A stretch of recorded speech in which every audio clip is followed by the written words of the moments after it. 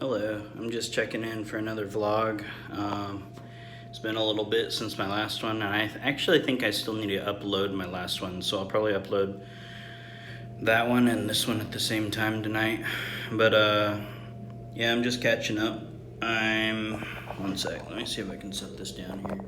I don't really know if it'll work or not. Good enough. Anyway, so sitting in the bathroom at the gym, but I just got done with a workout. You can kind of see my sweat pattern going on. Gross. But since my last one, what happened? I had my meeting with or my first follow-up meeting with Teresa, my dietitian, and it was basically just kind of a checkup with this. She waved the second part over this site, and it uploaded all the data from the last 5 or 6 days or whatever since she put it on. This one hasn't fallen off, and if you get closer you can see the Tegaderm covering it. I use that because the first one actually tore off, so I use the Tegaderm so that I'm less likely to pull my shirt off and pull that off with it, and it's worked pretty well. The Tegaderm's starting to come up a little bit, get a little bit less sticky. I might need to put another one over the top of it to tide myself over, but I have another follow-up appointment to get it removed on next Tuesday, and when I go to do that, I think if I can show that I've done a finger stick at least 4 times a day over that period of time, I can qualify for it as a prescription, I believe, and then I won't have to poke my finger anymore. Comparing the data on this to my finger sticks, for the most part it showed relatively similar blood sugars at the times that I took my blood sugar level. There was a little bit of a discrepancy on one day where my blood sugar levels were in the low 100s, high 90s, I think on the 7th of June. And according to this, for several hours I was actually in the lower 70s, high 60s, so a little bit low technically. I'm not sure whether that is just a common thing or something that's expected, or if this is more accurate than my finger sticks were, but I do know that there was a slight difference in the two results between the finger sticks and that, so I'm not sure which one's technically more accurate. But in any case, that's the only discrepancy. Everything else seemed to match up, so I'm not sure. Either way, we kind of just took it as what it was. We kind of went over what I've been eating. She's concerned that I'm not eating enough carbohydrates, and she gave me a handout regarding a low-carb diet and the risks associated with having a low-carb diet, low or no carb. I've been reducing the amount of carbohydrates that I eat, and I haven't been eating a significant amount of them. I feel like it's more better.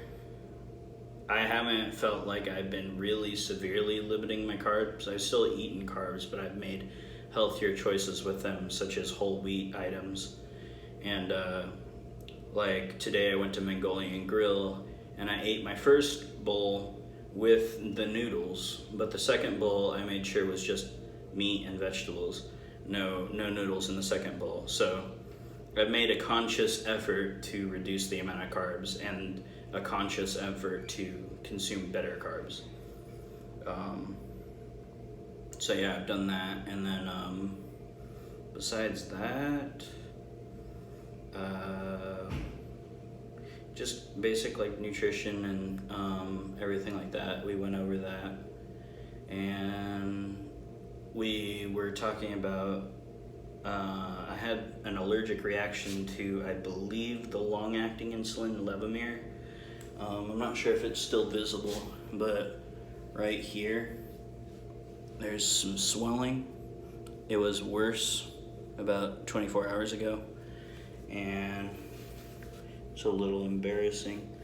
But I got it on my belly too. I don't really feel like showing that because I don't really like where my belly's at as far as fat ratio goes.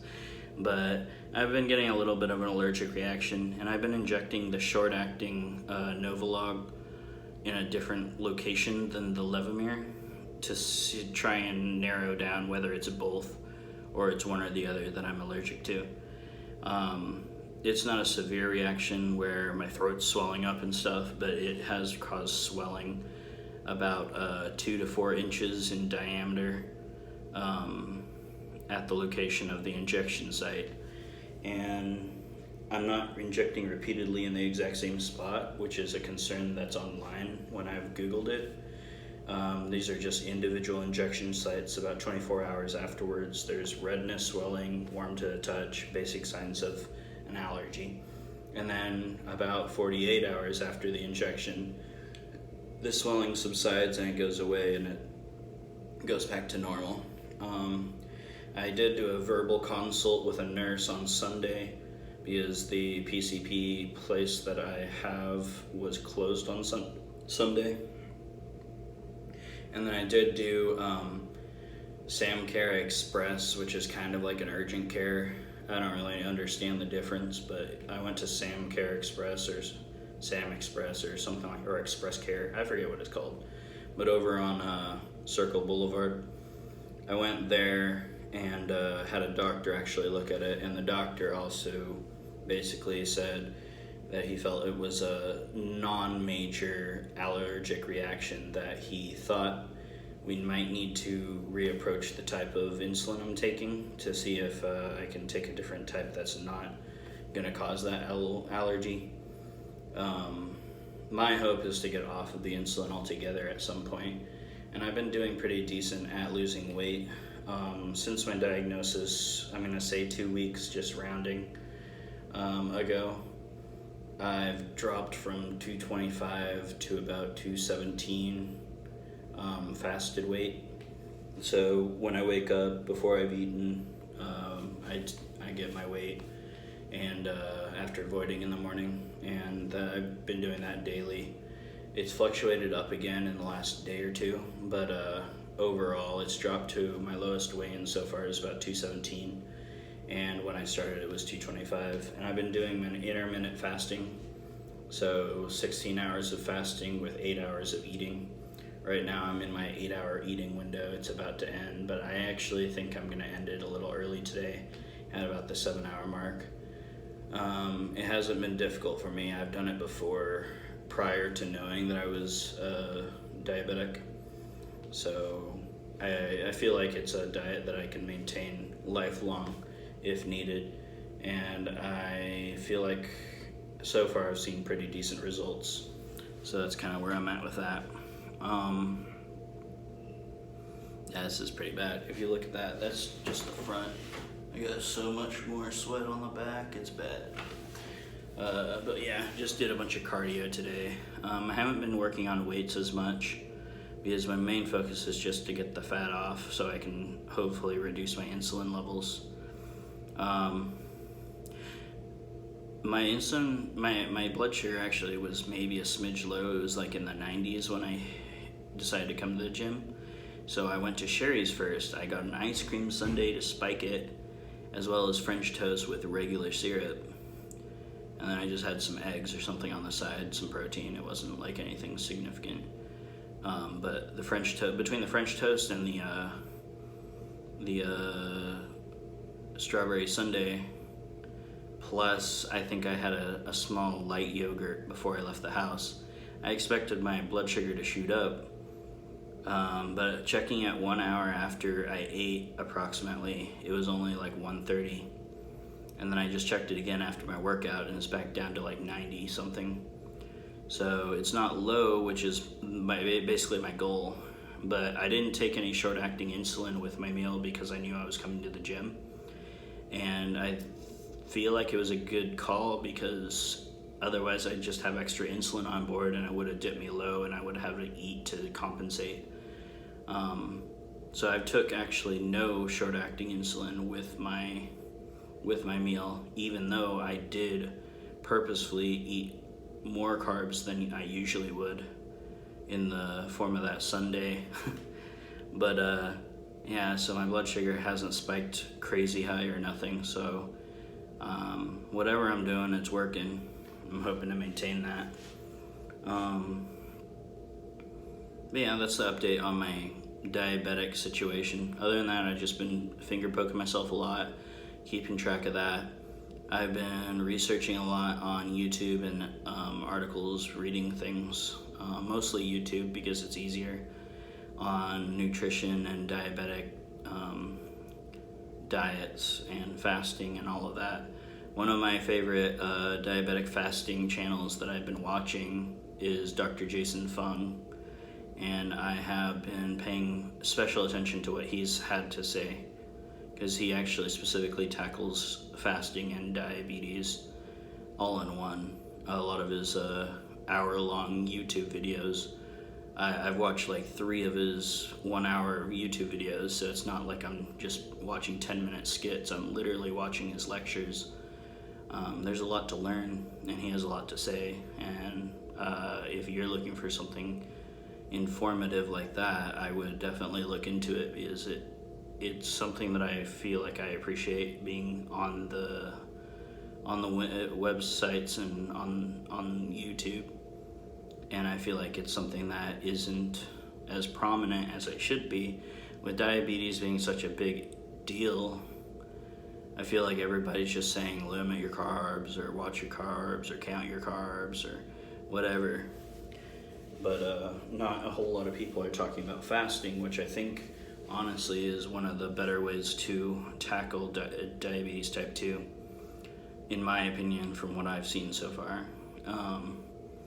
I'd like to be one of those stories where I could make a video and say, I used to be type 2 diabetic, and I used to weigh this much, and with this diet, now look at me, because that would be really cool. So that's kind of a goal. One day I'd like to be able to say that. Anyway, I'm just kind of getting wrapped up here, cooling down from my workout. Gonna go home and just do whatever. I got one more day off tonight, and then I start my work week tomorrow. And my work week's gonna be at least 6 or 7 days long this week, because I traded someone shifts so that they could have a weekend off. So I got this weekend followed by my normal days. So yeah, I also went and I made an appointment with LBCC a week ago. I went into the appointment today, and I talked with a counselor here at the Benton Center here in Corvallis, and it wasn't quite what I wanted from the appointment. She basically referred me to a counselor that specializes, or an advisor that specializes in the healthcare field and the different programs that they have at LBCC, which is the person that I wanted to make the appointment with from the get-go. But when I asked the counseling office to make an appointment for me, they made me an appointment with a basic counselor rather than the specific one that is specific to the nursing program.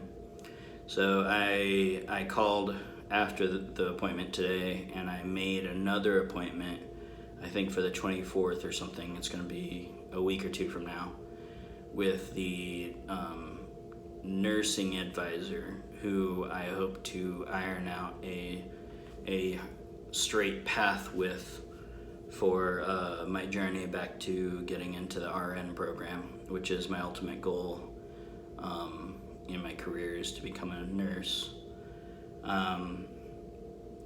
I did kind of touch on some stuff with the basic counselor today, though, and it looks like I might have to I'm going to be retaking my placement tests again, just so they're fresh. I could have sworn I took a placement test, or a series of placement tests in the last 4 or 5 years, but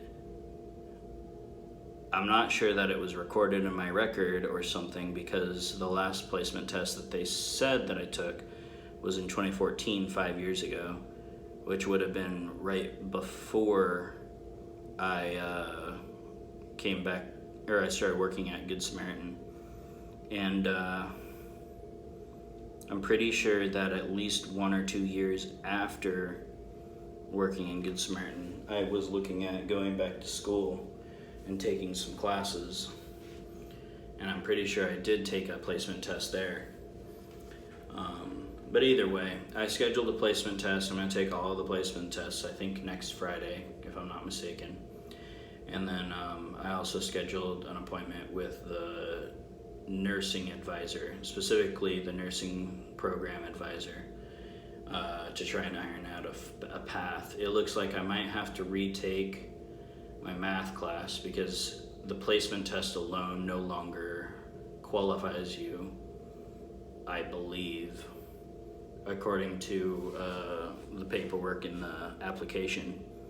So I'll have to verify that, but I might have to retake my math class, which even if I just take the basic Math 95, which is all that's required, that should be pretty easy for me. I've always had a strong grasp on mathematics, and I believe I was taught at a higher level than 95 in high school, so picking it back up shouldn't be terribly difficult. It has been a while though since I've been in a math class, so I might have a little bit of relearning to do, but I should catch on pretty quick. Mostly it's just the formulas that I'll have to remember, but that's about it. I might have to, I don't think I have to retake Writing 121, because I took that and got an A in it. They did recommend that I take Writing 123 because it's worth points now. It didn't used to be. So I might do that. And then I passed developmental psychology with a C, I believe, but if I retake that, I could possibly get a higher grade. My anatomy and physiology, I bombed out of, it was A&P 1. So I do definitely need to retake that, and I would want to anyway, because it has more to do directly with the nursing subjects. And I've been actually brushing up on my A&P information with YouTube videos online and stuff. I believe Crash Course is the channel that I was following, and they have an A&P series of like 45 videos of all related to A&P, basically going through the different sections of a textbook, essentially. I definitely want to retake my microbiology, because I think I had a D in that. I did pretty poorly the last year that I attended college, because I had some life stuff I was going through. I was taking a 5-year relationship breakup very hard, and I basically just skipped and bombed out of all my classes that term, which actually put me in poor academic standing, so I have to actually tackle that as well if I want any kind of financial aid, which I'm not even sure if that's going to be an option or not, but I'll have to look into it, which means I might want to start trying to get the student loans that I have out of default. Otherwise I might not even qualify for more loans. And to get it through the RN school, I believe I will have to qualify for loans, because I think it's $13,000 or $14,000 for the 2-year program, and I don't have anywhere near that much money. But yeah, that's basically where I'm coming from. I'll have to retake some classes, other classes I won't, and I'm gonna retake my placements just to see where I'm at, get a good grasp on that. I'm taking steps though. I'm not just like wishing anymore. I'm actually taking sit-down meetings and talking with a counselor and trying to make a plan. I would like to get my RN. It's a 2-year degree, and once I get through that, if I can, it'll be a significant improvement on my lifestyle, and it'll help me dig myself out of the financial hole that I feel like I'm always trying to dig myself out of. I might be able to actually start affording things rather than just the basic essentials. Which right now, honestly, if I was better with my money, I could be doing a little bit better than the average bear. But I'm not very good with my money, so a higher income level would help with that. In any case, this is about 20 minutes, so I'm going to go ahead and end it. It's getting a little long. And that's pretty much all I have to say for my update, so I hope you guys have a good one. Go ahead and comment, like, and subscribe my videos, or my channel. Not sure exactly if this is ever going to go anywhere, but just in case, you guys can help me out by doing that. Alright, y'all have a good one. Bye.